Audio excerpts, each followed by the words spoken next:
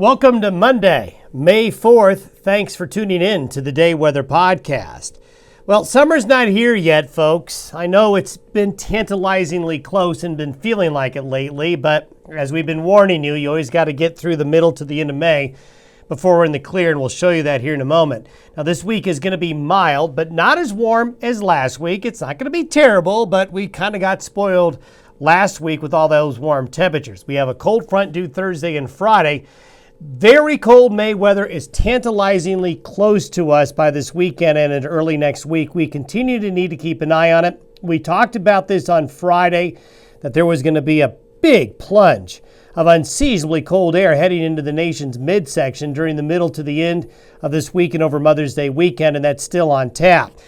One thing, we're going to show you a global temperature drop. That's right, a global temperature drop. You'll not hear this anywhere else, but I want to show you something that ties in to our solar activity that we talked about. We'll talk about that at the end of the podcast. Now, here is a shot from the Snowy Range Mountains, just under 9,000 feet. Well, several inches of snow fell overnight in the Snowy Range Mountains. Cameron Pass in northern Colorado got snowed on, so some late season snows up into the high country after a good solid week of significant melting. We have seen a significant rise in creeks, rivers, and streams. The North Platte River at Saratoga now up at 6.5 feet. So that's up over a foot in less than a week's time. Here's your precipitation forecast through Thursday. You can see it's favoring those areas that were favored with this weekend rain, from the Pacific Northwest stretching across the northern and central Rockies, mainly along and north of I-70. That's where the action's going to be this week as well. We continue to be concerned about southern Colorado south of I-70 with its continued dryness. And I think that is something, unfortunately, that may linger into summer. We'll watch it for you, but it's a trend we don't like to see. North of I-70, it's a different story, as that pattern is going to be more wet. We're going to start off the first half of this week with really not a lot of weather. We'll have some showers around today, Tuesday and Wednesday across the Intermountain West and the High Plains. Looks to be mild and fairly quiet. This is where we are today. We've got this little trough coming through the Intermountain West. This is what brought the rain and thunderstorm activity last night and overnight and early this morning. But you can see we've got a high pressure ridge trying to build in here with this big low that's off the west coast. Here's the bad area of cold, really cold air with an upper level low up there in Canada that is going to be wanting to go this way like we showed you last week. Now by Thursday, we've got another trough coming in. This is part of this system here. It breaks off, comes up and down, and this is the cold front that's going to bring showers, thunderstorms, and cooler weather our way Thursday and Friday. So temperatures drop at the end of the week. Notice this vortex of cold up here and another one up here. This guy right here basically breaks off from this area of cold up here, and look how far south it goes very quickly, into the upper Great Lakes near Lake Superior by Thursday. By Friday night into Saturday, we see high pressure build right along the west coast of Canada. Then look at the trajectory of air again. Yikes. That trajectory of air is coming right out of northwest Canada, and it's coming along and east of the Continental Divide. What we're going to find out here late this week and over the weekend is that if you live west of the Continental Divide, you're going to be warm. If you're east of the Continental Divide, you are going to get colder. Look at these temperatures coming up here relative to average by Saturday. Oh my goodness. This is extremely cold. The big purple monster is back, but notice it's centered over the Great Lakes, headed towards the east coast, but even getting down into the Gulf Coast. We talked about the Continental Divide. That's what the Continental Divide can do for you. That big old mountain barrier can block cold air masses because cold air goes closer to the ground, it's more dense, and it's got to get deep enough to get over the mountains. So it's going to get downright hot. California, Arizona, the desert Southwest. Notice from Alaska along the west slope of the Canadian Rockies to the west coast, it's really warm. But this is off the charts cold. So Barney's back, the big purple monster. We do not want to see Barney anymore, but he has made a repeat appearance.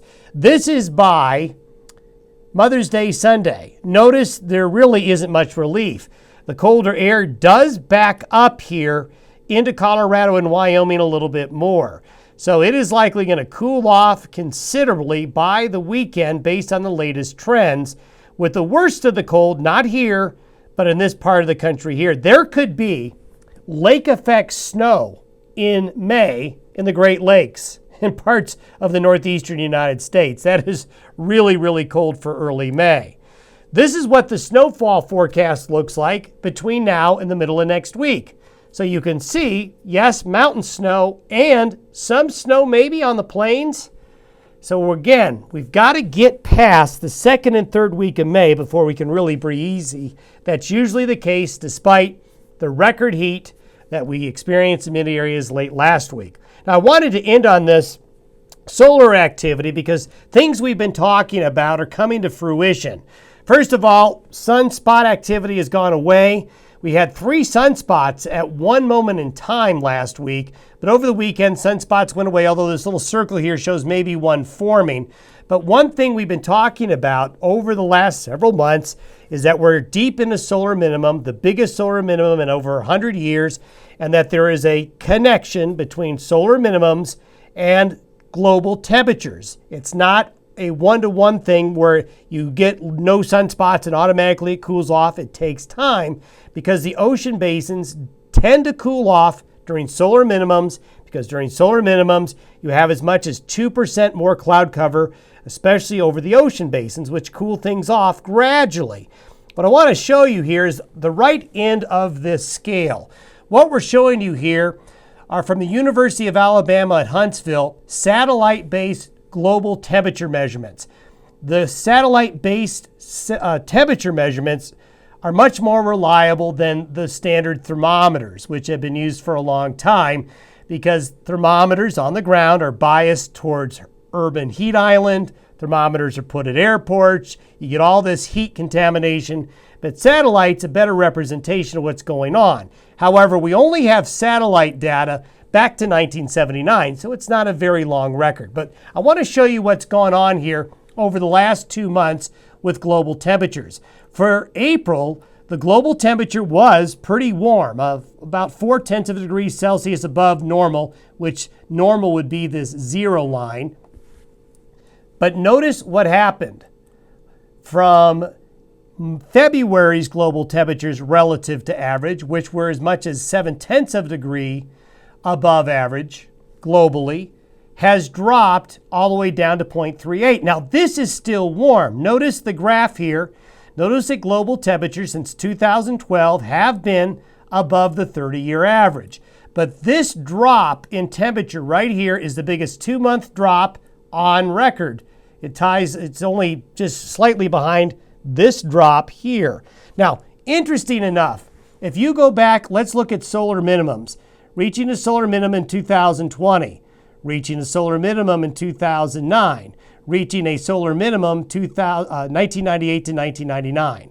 Let's go back to this. Look at the global drop in temperature just as we get to the solar minimum and just beyond it. Right here, we see the temperatures drop, and we see the temperatures drop again. Correlation is pretty strong. So this solar activity is making an impact. Some people are going to argue that.